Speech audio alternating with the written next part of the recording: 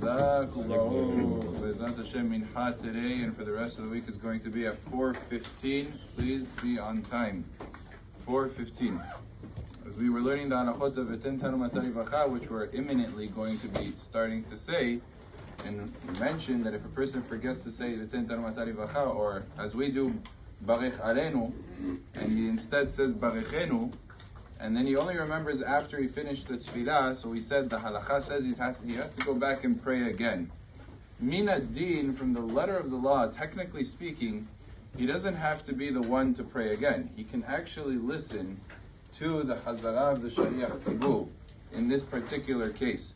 It's an interesting Halacha because it comes out, in general, the person who never prayed, let's say he didn't pray, he's not supposed to listen to the Hazara or to the Hazan and fulfill his obligation in that fashion. And the reason is because he knows how to pray himself. So the Chachamim told him, you pray, and don't go ahead and pass over your tefillah to the Hazan and be Yoseh in that fashion. But here it's different, because he did pray. We don't view it as if he didn't pray. He just made a mistake in his prayer.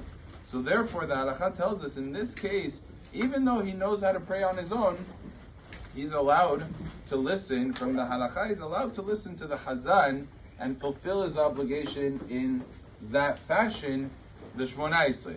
There are a few minor details, conditions. First of all, the Hazan has to be a Hazan that is Baki, that understands that as the Hazan, part of my responsibility is to have people in mind that might want to be Yotzeh with my tefillah. If he doesn't have that in mind, that he's doing it for everybody else, then it's pointless. What are you listening to? He's not having you in mind. So the Hazan always has to be aware that when he is the Hazan, I'm having anybody that possibly had any question or any situation or just stam, I have them in mind. Maybe they don't know how to pray. I have them in mind too in my tefillat Hazan. That's number one. Number two, the Hazan has to be someone who says the words properly. If he slurs words, he doesn't say correctly, then what are you listening to again? Then do it yourself. Don't listen to the Hazan. Number three, you have to be careful with to not answer Baruch Hu, Baruch Shemo. Since you're being Yotzei Yedei Chovah, so you answer Amen to every bracha. You listen carefully to every bracha, but you don't say Baruch Hu, Baruch Shemo, because this is like it's your tefillah.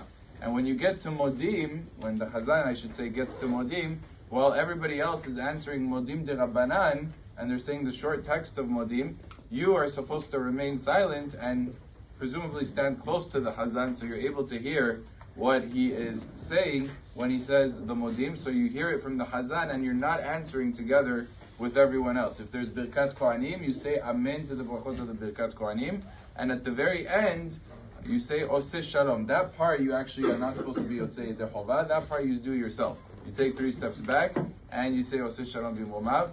That would be the correct procedure of utilizing this Hazara. Now, as Etzat Tova, generally we don't try to do that. The reason is because it's very hard to concentrate from the beginning of the tefillah to the end and focus on what the Hazan is saying. So it's better to do the tefillah yourself, to just go back and do it. But one case where it's very possible, where we would tell the person, listen to the Hazara, is if you're bisafik. If you're in a doubt, and you're not sure, did I pray, did I not pray? So yes, you could go back on condition of a nidava, but you also have this option. You can also go ahead and listen to the Hazan and say, you know what, I probably said it, but I'm not 100% sure. Let me listen to the Hazan from the beginning to the end, from Hashem Sfatay Tiftach until the end, and that will be like his backup. So that's something that you could utilize and does have a purpose to listen to the Hazan, except it requires the Hazanim to really have in mind to be mutzi any person that might have such a circumstance. Baruch Adonai le'olam. Amen.